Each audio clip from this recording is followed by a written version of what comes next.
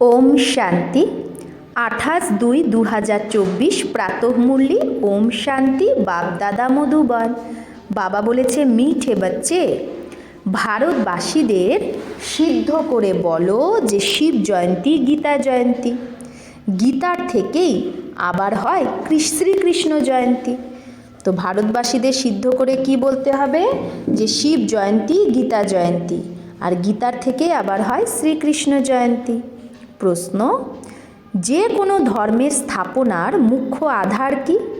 আর ধর্ম স্থাপক কোন কার্য করতে পারে না যেটা বাবা করে? উত্তর, যে কোনো ধর্মের স্থাপনার জন্য পবিত্রতার বল চাই। সব ধর্ম পবিত্রতার বলের দ্বারাই স্থাপন হয়, কিন্তু কোনো ধর্মস্থাপক কাউকে পাবন বানাতে পারে না। কারণ যখন ধর্ম স্থাপন হয় তখন তো মায়ার রাজ্য থাকে, সবাইকে তখন পতিত হতেই হয়। পতিতকে পাবন বানানো এটা বাবারই কাজ। সেই পাবন হওয়ার শ্রীমত দেয়। গীত ইস পাক কি দুনিয়া সে। ওম শান্তি। এখন বাচ্চারা বুঝে গেছে যে পাপের দুনিয়া কাকে বলে আর পুণ্যের দুনিয়া বা পাবন দুনিয়া কাকে বলে। বাস্তবে পাপের দুনিয়া এই ভারতই, আবার এই ভারতই আবার পুণ্যের দুনিয়া স্বর্গ হয়ে যায়। ভারতী বহিস্ত মানে স্বর্গ ছিল, ভারতী দোজাক মানে নরক হয়ে গেছে, কারণ কামচিতায় জ্বলে মরছে। সেখানে মানে সত্যযুগে কামচিতায় কেউ জ্বলে না, সেখানে কামচিতা নেই। এইরকমও বলবে না যে সত্যযুগে কামচিতা আছে। এগুলো বোঝার ব্যাপার। প্রথমে প্রশ্ন ওঠে, ভারত যে পতি দুঃখী হয়ে গেছে, সেই ভারতই অবশ্যই পাবন সুখী ছিল। বলেও আদি সনাতন হিন্দু ধর্ম ছিল। এখন আদি সনাতন কাকে বলা হয়? আদি মানে কি আর সনাতন মানে কি? আদি মানে সত্যযুগ। তো সত্যযুগে কে ছিল? এটা তো সবাই জানে যে লক্ষ্মীনারায়ণ ছিল। নিশ্চয় তারাও কারো সন্তান হবে যারা সত্যযুগের মালিক হবে পরে। সত্যযুগ স্থাপন কে করেছে? সেই পরম পিতা পরমাত্মা, তারই সন্তান ছিল তারা। কিন্তু এই সময় নিজেকে তার সন্তান মানুষ ভাবেই না। যদি সন্তান ভাবে তাহলে তো বাবাকে জানবে, বাবাকে তো জানেই না। এখন হিন্দু ধর্ম তো গীতাতে নেই, গীতায় তো ভারতের নাম পড়ে আছে। তারা বলে হিন্দু মহাসভা। এখন শ্রীমদ্ ভগবদ্ গীতা হলো সর্বশাস্ত্রময়ী শিরোমণি। গীতা জয়ন্তীও মানানো হয়, শিব জয়ন্তীও মানানো হয়। এখন শিব জয়ন্তী কবে হয়েছে এটাও তো জানা উচিত।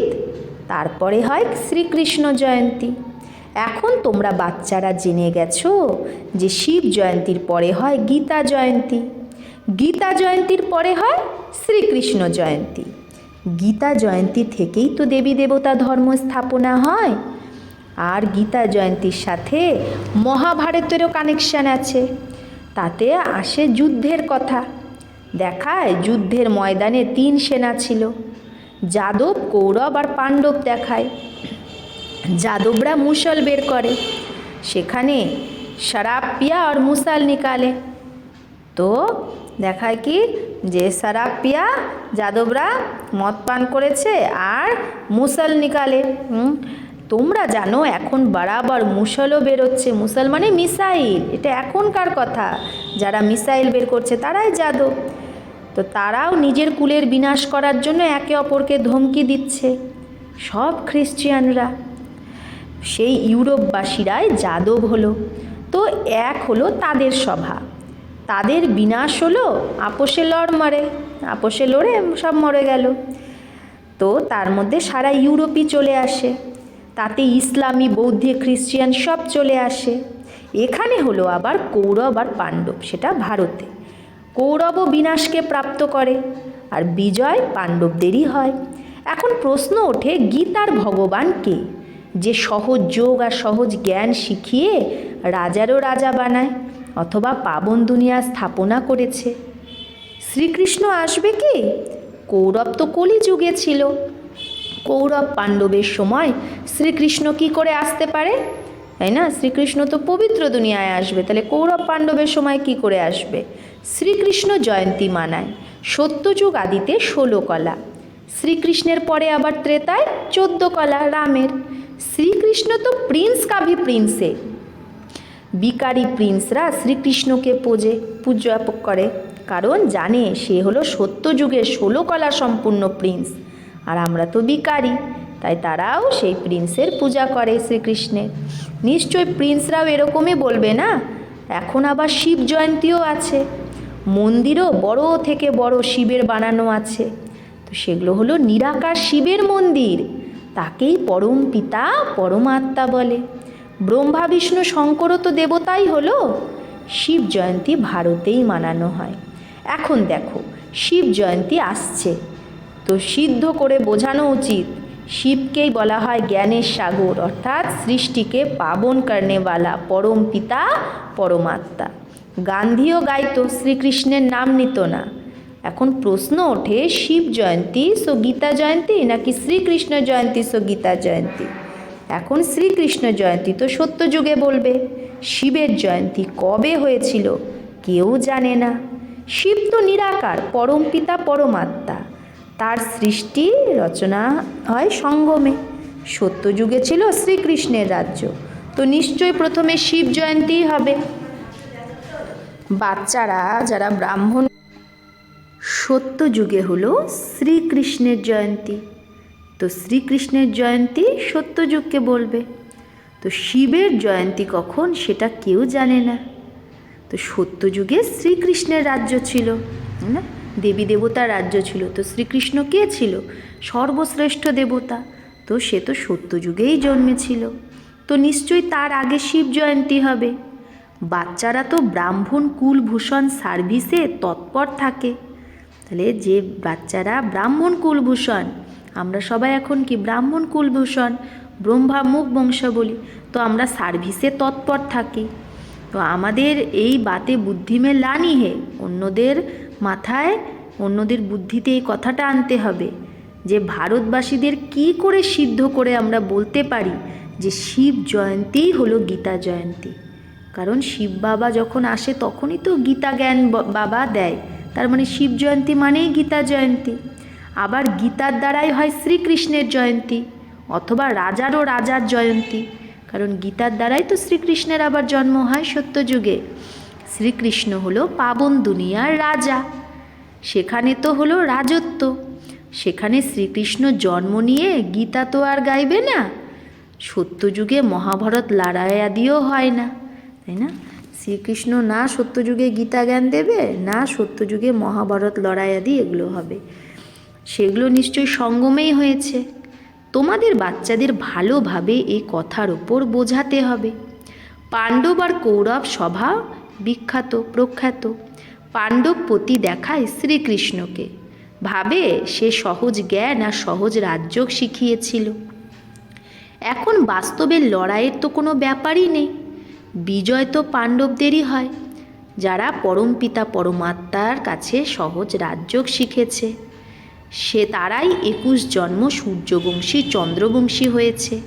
তো প্রথমে বোঝানো উচিত হিন্দু মহাসভাদের, সভাতে তো আরও অনেক সভা তো আরও অনেক হয়, লোকসভা রাজ্যসভা, আর এই হিন্দু সভা হলো মুখ্য।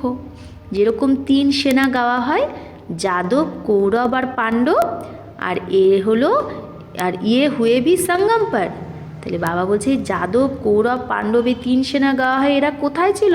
এই সঙ্গমেই।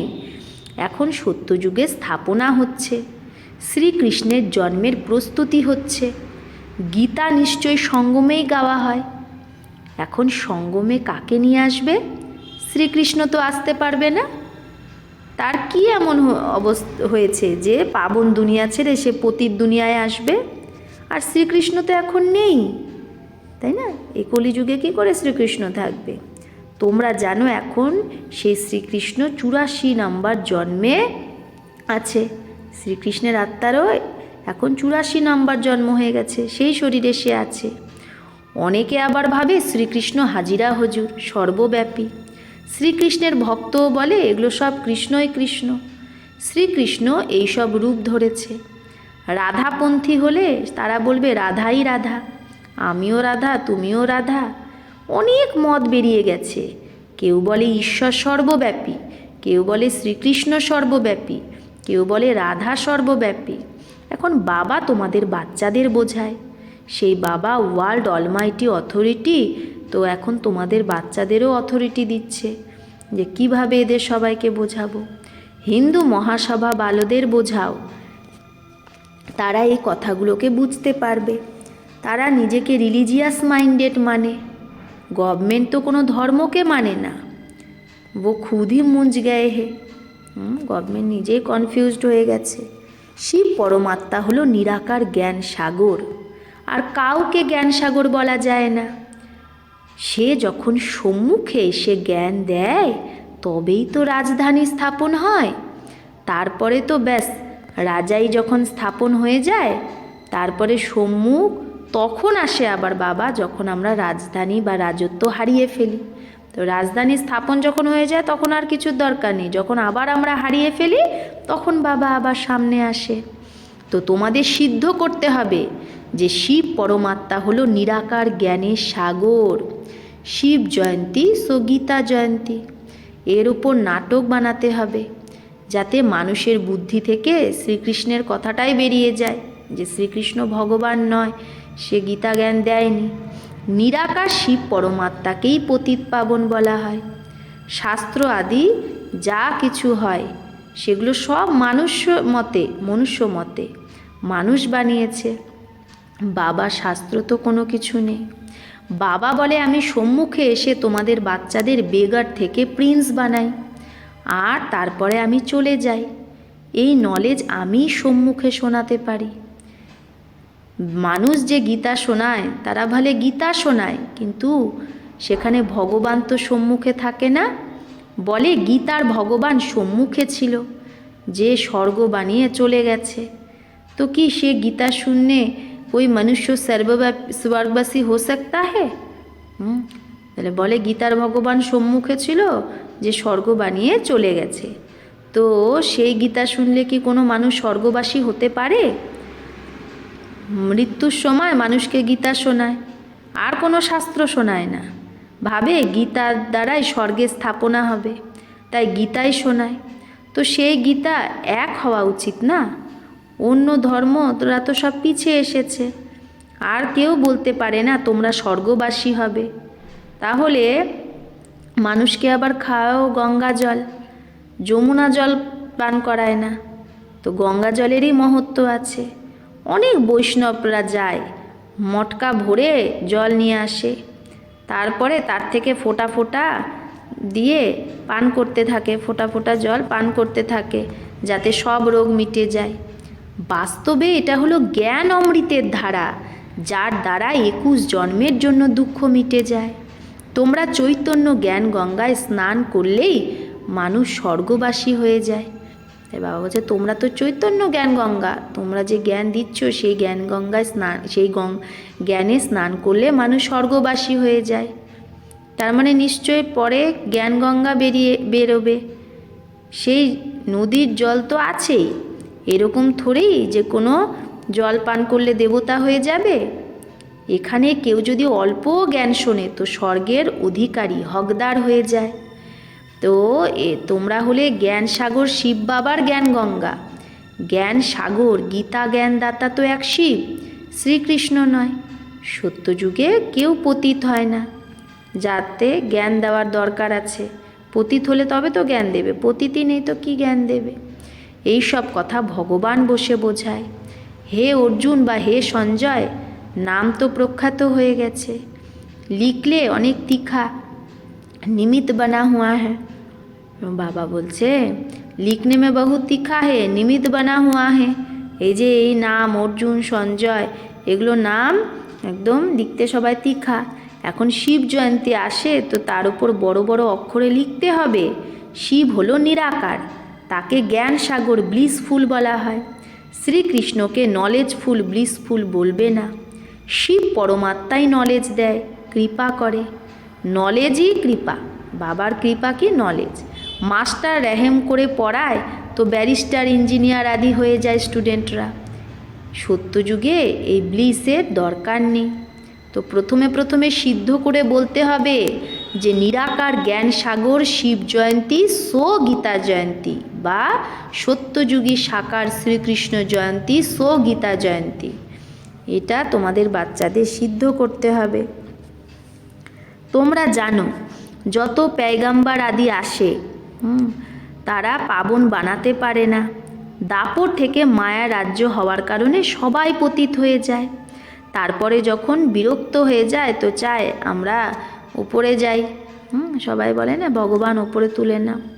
তো যারা ধর্ম স্থাপন করে তারা আবার বৃদ্ধিকেও পায়। সে ধর্ম পবিত্রতার বল দ্বারা ধর্ম স্থাপন করে, তারপরে সেই ধর্ম অপবিত্র হতেই হবে। মুখ্য হলো 4 ধর্ম, তারই বৃদ্ধি হয়। টালটালি তো বের হতে থাকে আরও পরপর। শিব জয়ন্তী গীতা জয়ন্তী সিদ্ধ হলে অন্য সব শাস্ত্র উড়ে যাবে, কারণ সেগুলো তো মানুষের বানানো। বাস্তবে ভারতের শাস্ত্র একটাই, গীতা। মোস্ট বিলাভেড বাবা কত সহজ করে বোঝায়। তার হলো শ্রেষ্ঠ থেকে শ্রেষ্ঠ মত। এখন তোমাদের এটা সিদ্ধ করতে হবে যে নিরাকার জ্ঞান সাগর জয়ন্তী সো গীতা জয়ন্তী, নাকি সত্যযুগী সাকার শ্রীকৃষ্ণ জয়ন্তী সো গীতা জয়ন্তী। তার জন্য বড় কনফারেন্স ডাকতে হবে। এই কথা সিদ্ধ হয়ে গেলেই তখন সব পণ্ডিত তোমাদের কাছে এসে এই লক্ষ্য নেবে। শিব জয়ন্তীর ওপর কিছু তো করতে হবে না। হিন্দু মহাসভাদের ডাকো, তাদের বড় সংস্থা। সত্যযুগে হলো আদি সনাতন দেবী দেবতা ধর্ম, বাকি সভা আদি কিচ্ছু না। সভা হলো সঙ্গমে। প্রথমে তো সিদ্ধ করতে হবে যে বাস্তবে আদি সনাতন সভা হলো এই ব্রাহ্মণদের, পাণ্ডবদের। পাণ্ডবরাই বিজয় পেয়েছে, যারা স্বর্গবাসী হয়েছে। এখন তো কোনো আদি সনাতন দেবী দেবতার সভা কেউ বলতে পারবে না। এখন কেউ বলতে পারবে যে আদি সনাতন দেবী দেবতার সভা? দেবতাদের সভা বলবে না, সেগুলো তো হলো সোভারেন্টি, সার্বভৌমত্ব দৈবী। কল্পের সঙ্গমে এই সভা ছিল। উনমে এক থি পাণ্ডব সভা, তার মধ্যে এক ছিল পাণ্ডব সভা, যাদের আদি সনাতন ব্রাহ্মণের সভাও বলে। এটা কেউ জানে না। শ্রীকৃষ্ণের নাম সে ব্রাহ্মণ হ্যাঁ নেই, শ্রীকৃষ্ণের নামে সাথে ব্রাহ্মণ নেই। ব্রাহ্মণদের চটি ব্রহ্মার নামের সাথেই আছে। ব্রহ্মার নাম থেকেই তোমরা ব্রাহ্মণ সভা বলবে। এই কথাগুলো বোঝানোর জন্য বুদ্ধিমান চাই, এতে জ্ঞানের পরাকাষ্ঠা চাই। নিরাকার শিবই গীতা জ্ঞানদাতা, দিব্য চক্ষু বিধাতা। এগুলো সব ধারণ করে তারপরে কনফারেন্স ডাকো। যে সমঝতে হে, যে বুঝতে পারে যে আমি সিদ্ধ করে বলতে পারবো, তা তাদের আপোষে মেলা উচিত। লড়াইয়ের ময়দানে মেজর কমান্ডার আদি সভা হয় না, এখানে কমান্ডার মহারথীকে বলা হয়। বাবা ক্রিয়েটার, ডাইরেক্টর, স্বর্গে রচনা করে, তারপরে ডাইরেকশান দেয়, মহাসভা বানাও, তারপরে এই কথাকে ওঠাও। গীতার ভগবান সিদ্ধ হলেই সবাই বুঝবে যে তার সাথে যোগ লাগানো উচিত। বাবা বলে আমি গাইড হয়ে আসি, তোমরা উড়ার যোগ্য তো হও। বাবা বলছে আমি গাইড হয়ে আসি, তোমরা ওড়ার যোগ্য হও। মায়া তোমাদের ডানা ভেঙে দিয়েছে, যোগ লাগালেই তোমাদের আত্মা পবিত্র হয়ে যাবে আর উড়বে। अच्छा, मीठे मीठे सिकिलधे बच्चों प्रति माता पिता बाप दादा का याद प्यार और गुड मॉर्निंग। रूहानी बाप की रूहानी बच्चों को नमस्ते। हम रूहानी बच्चों की रूहानी माता पिता बाप दादा को याद प्यार गुड मॉर्निंग और नमस्ते नमस्ते नमस्ते। शुक्रिया बाबा, आपको लाख लाख शुक्रिया। धारणार जन्य मुख्य सार। 1, ज्ञान अमृत धारा दिए সবাইকে নিরোগী বা স্বর্গবাসী বানানোর সেবা করতে হবে। তো জ্ঞান অমৃত ধারার দ্বারা সবাইকে নিরোগী বা স্বর্গবাসী বানানোর সেবা করতে হবে। মানুষকে দেবতা বানাতে হবে। বাবার সমান মাস্টার রহেমদিল হতে হবে। 2, জ্ঞানের পরাকাষ্ঠাতে বুদ্ধিমান হয়ে, তো জ্ঞানের পরাকাষ্ঠায় বুদ্ধিমান হয়ে শিব জয়ন্তীতে সিদ্ধ করতে হবে যে শিব জয়ন্তী হলো গীতা জয়ন্তী। গীতা জয়ন্তী গীতা জ্ঞানের দ্বারাই শ্রীকৃষ্ণের জন্ম হয়। বরদান, দিনচর্যার প্রত্যেক কর্মে যথার্থ আর যুক্তিযুক্ত যে চলে সেই পূজ্য পবিত্র আত্মা ভব। তো দিনচর্যার প্রত্যেক কর্মে যে যথার্থ আর যুক্তিযুক্ত চলে সেই পূজ্য আর পবিত্র আত্মা ভব। পূজ্য পবিত্র আত্মার নিশানি হলো তার প্রত্যেক সংকল্প, বল, কর্ম আর স্বপ্ন যথার্থ অর্থাৎ যুক্তিযুক্ত হবে। তাহলে পূজ্য আর পবিত্র আত্মার নিশানি কি? তার প্রত্যেক সংকল্প, বল, কর্ম আর স্বপ্ন যথার্থ আর যুক্তিযুক্ত হবে। প্রত্যেক সংকল্পে অর্থ থাকবে, এরকম না এমনিই বলে দিলাম, এমনিই মুখ থেকে বের হয়ে গেল, এমনিই করে নিলাম, হয়ে গেল না। পবিত্র আত্মা সদা দিনচর্যার প্রত্যেক কর্মে যথার্থ যুক্তিযুক্ত থাকে। তাই পূজাও তার প্রত্যেক কর্মেরই হয়, তার প্রত্যেক কর্মের পূজা হয়, অর্থাৎ পুরো দিনচর্যার পুজো হয়। ঘুম থেকে ওঠা থেকে ঘুমানো পর্যন্ত ভিন্ন ভিন্ন কর্মের দর্শন হয়।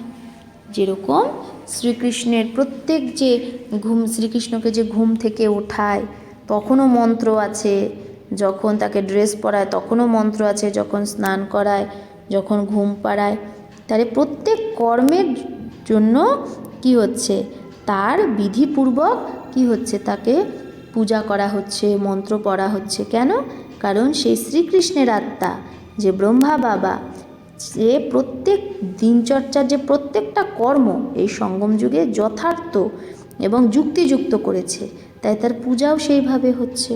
তো এইভাবে আমরাও যদি প্রত্যেক দিনচর্যায় প্রত্যেক সংকল্প, কর্ম, বল সব যুক্তিযুক্ত যথার্থ করি, তাহলে আমাদেরও কী হবে, ঘুম থেকে জাগানো থেকে ঘুমানো পর্যন্ত যে আমাদের মূর্তির পূজা হবে, ভিন্ন ভিন্ন কর্মের দর্শন হবে।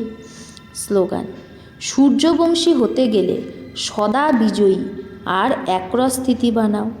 সূর্যবংশী হতে গেলে সদা বিজয়ী আর একরস স্থিতি বানাও। আচ্ছা, ওম শান্তি।